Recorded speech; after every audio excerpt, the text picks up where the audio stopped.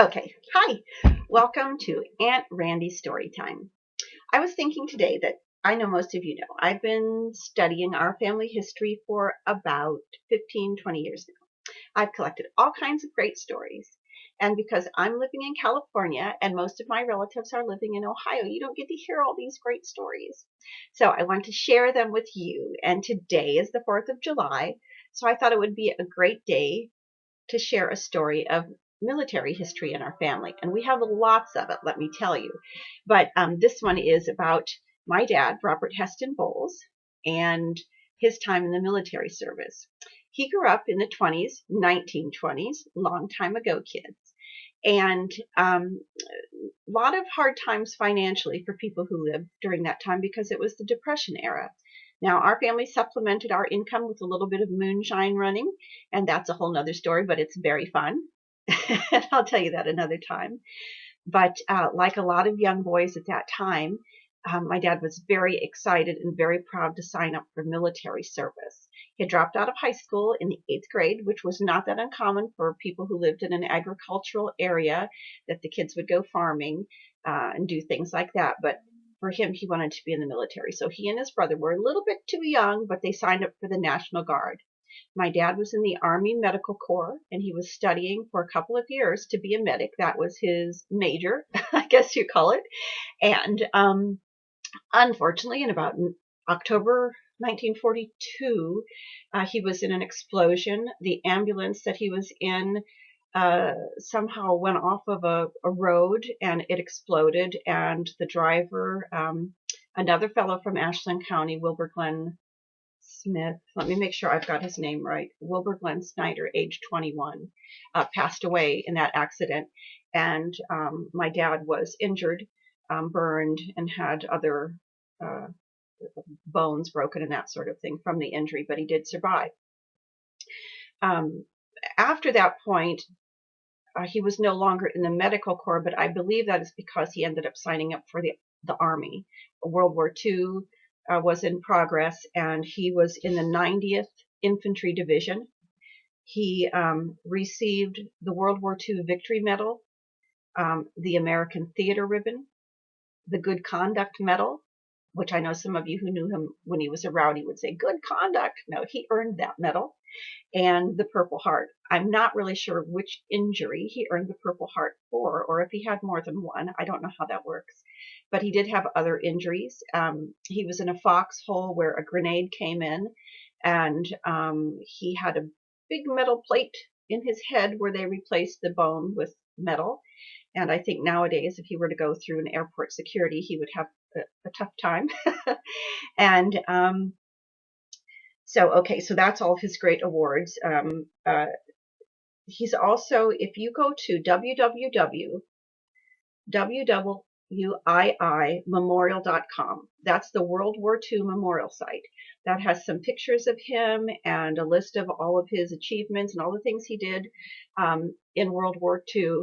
That's a memorial that's virtual and also is now in solid form. So my nephews Blake and Brock, who is also a soldier, were able to stop in Washington, D.C. and take a video of that. And I'll try to find that and put it up. And I'm also going to have a link underneath here at the bottom.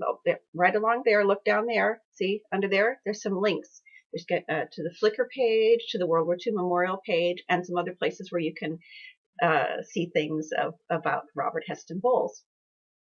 So some of the stories that he told me from World War II are pretty fun.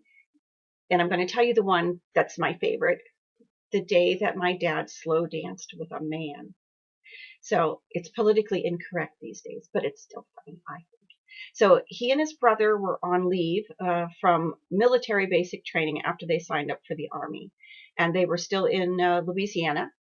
And they decided to go out for the weekend, and they went to a club, pub, bar, whatever you call it. And they were having a couple of drinks, and some really cute girls came in. So the really cute girls kind of winked at him, and Dad and Don sent them over some drinks.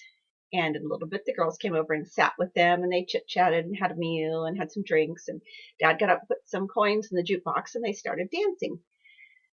After a slow dance, my dad called his brother aside and said, "There's something wrong with these And Don's like, what? I think they're cute. I like them. And my dad said, no, if I do something, you need to back me on this and follow suit.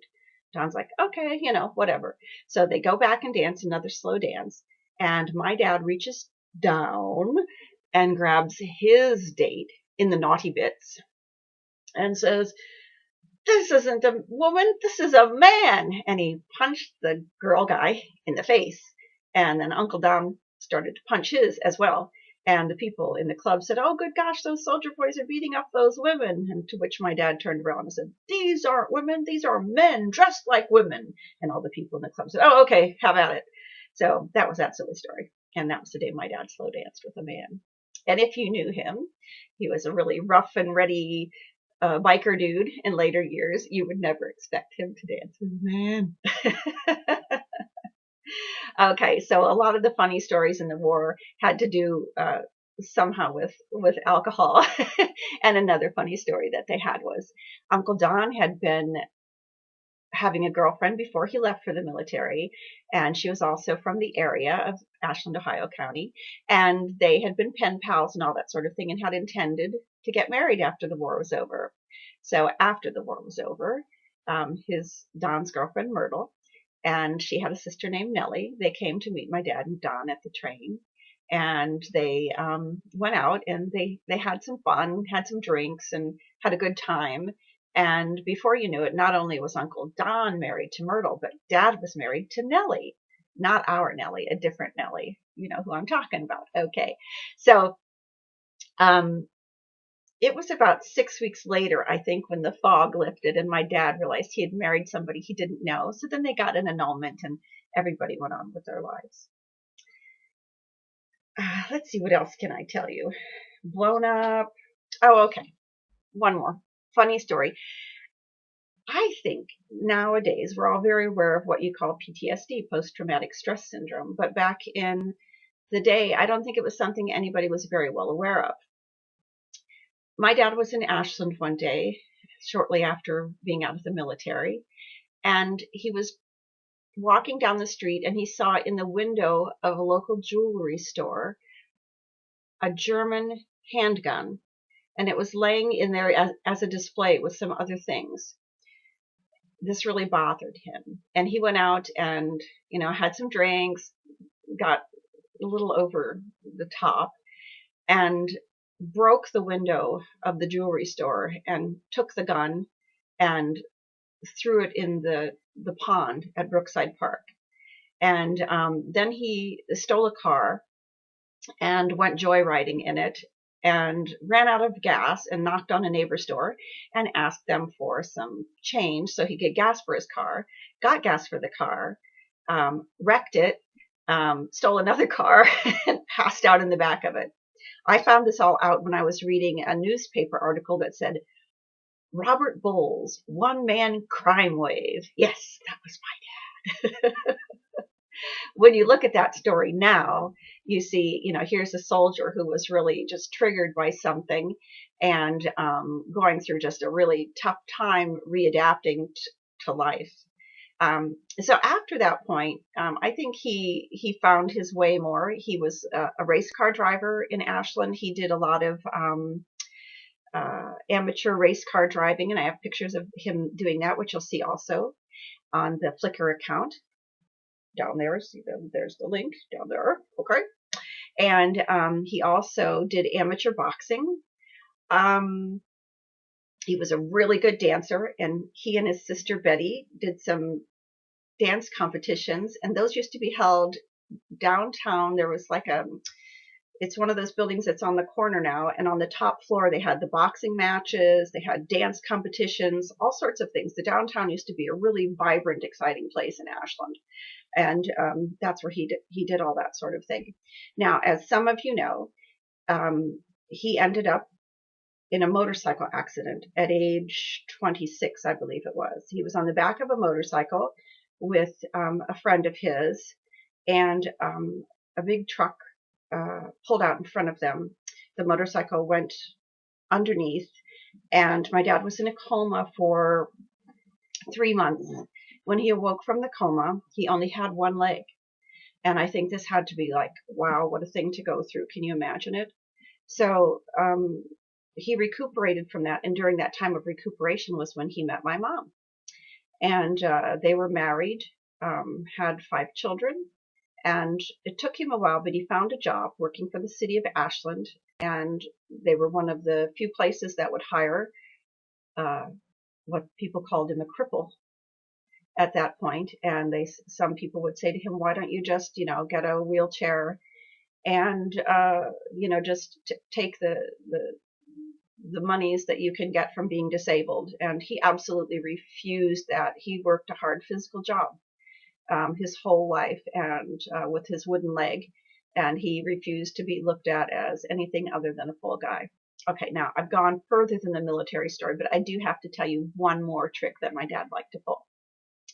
Since he had the wooden leg, one of the tricks he liked to pull was this. He would go into a club and sit with his friends, and some stranger or someone who'd never been in the club before would come up and have a drink, and my dad would say, I'll bet you $5 I can put this knife in my leg and I won't feel a thing. And the guys would like, are you kidding me? $5? Sure, it's an easy fiver. Okay. So my dad would get out a knife, a real one, open it up, and he would stab himself in the leg. Of course, he was stabbing himself in his wooden artificial leg. He made a lot of fivers off of that one until one evening a guy came into the club.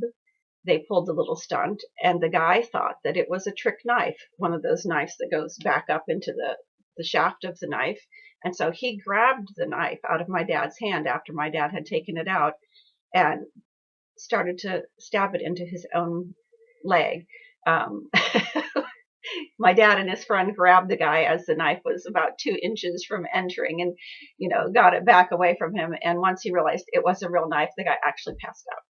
So anyways, those are some stories about Robert Heston Bowles, who is the father of me, Robin, Rebecca, Roxanne, and Robert, and the grandfather of, oh golly, here I go, Jesse, Jared, Amy, Buddy, oh, don't make me start, Blake, Brock, Brandon, Cassandra, who did I miss? Little Robert. And then the grandfather of, I think about, what is there, 14 of us now? 14 or 15? Anyways, if I left you out, I love you. I'm sorry. I just want you guys to know all these stories. And so there's going to be some more, but this was number 1, Robert Heston Bowles, 1922 to 2006. Thanks.